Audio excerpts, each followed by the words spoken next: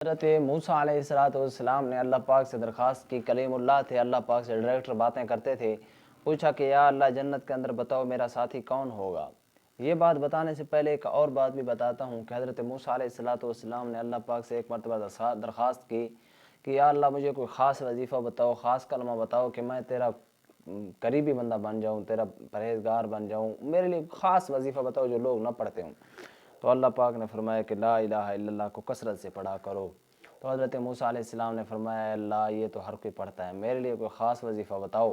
تو اللہ پاک نے فرمایا اے موسیٰ اس کو جو ہے نا ساری دنیا کو ترازو کے ایک پلڑے پہ رکھ دو اور ایک پلڑے میں لا الہ الا اللہ لکھ کر رکھ دو، یہ لا الہ الا اللہ پلڑا والا پلڑا جھک جائے گا، اس بھاری ہو جائے گا، اس کا عزت اور احترام اتنا زیادہ ہے۔ تو میں عرض یہ کر رہا تھا کہ حضرت موسیٰ نے اللہ پاک سے درخواست کی یا اللہ مجھے یہ بتاؤ کہ جو ہے جنت کے اندر میرا ساتھی کون ہوگا۔ تو حضرت اللہ پاک نے فرمایا کہ فلاں کسائی جو ہے فلاں جگہ پہ گوشت بیچ رہا ہے، وہاں کام کرتا ہے، وہ جنت کے اندر تیرا ساتھی ہوگا۔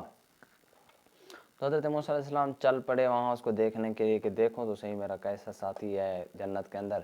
تو جب گئے وہاں پہ وہاں دیکھا کہ بندہ گوشت پکا جو ہے نا بنا رہا ہے، اور اس کے بعد جب اس نے گوشت بنا لیا اور اپنے گھر کو چلا گیا، حضرت موسیٰ اس کے ساتھ گئے، اس کے گھر گئے تو دیکھا وہاں پہ وہ خود اس نے آٹا ملا، آٹا گوندا اور خود روٹیاں پکائیں، اس کے بعد اپنی والدہ کو پہلے کھانا کھلایا اور اس کے بعد خود کھایا اور مجھے بھی کھلایا۔ تو پھر حضرت موسیٰ علیہ السلام حیران رہ گئے اور پوچھا کہ بندہ خدا تو یہ کیا کر رہا ہے، کیا تو نے خود نہیں کھایا، پہلے اپنی ماں کو کھلایا اور یہ تو کیا کر رہا ہے۔ تو اس بندے نے کہا کہ اے موسیٰ کہ میں اپنی والدہ کی خدمت کرتا ہوں، تو اللہ والدہ مجھے یہ دعا دیتی ہے کہ اللہ پاک جنت کے اندر تیرا ساتھی تجھے حضرت موسیٰ علیہ السلام کا ساتھی بنائے، جنت کے اندر ان کا قرب نصیب فرمائے۔ تو دیکھیں والدہ کی دعا کتنی اثر رکھتی ہے۔ تو آپ صلی اللہ علیہ وسلم نے بھی سچ فرمایا، والدین کے قدموں کے نیچے جنت ہے، جنت کو یہیں پہ ہی تلاش کیا جا سکتا ہے۔ تو بہت سارے صحابہ اور بہت سارے لوگ آپ صلی اللہ علیہ وسلم کے پاس آئے اور آ کر عرض کیا یا رسول اللہ ہمیں جہاد میں جانے کی اجازت دیں۔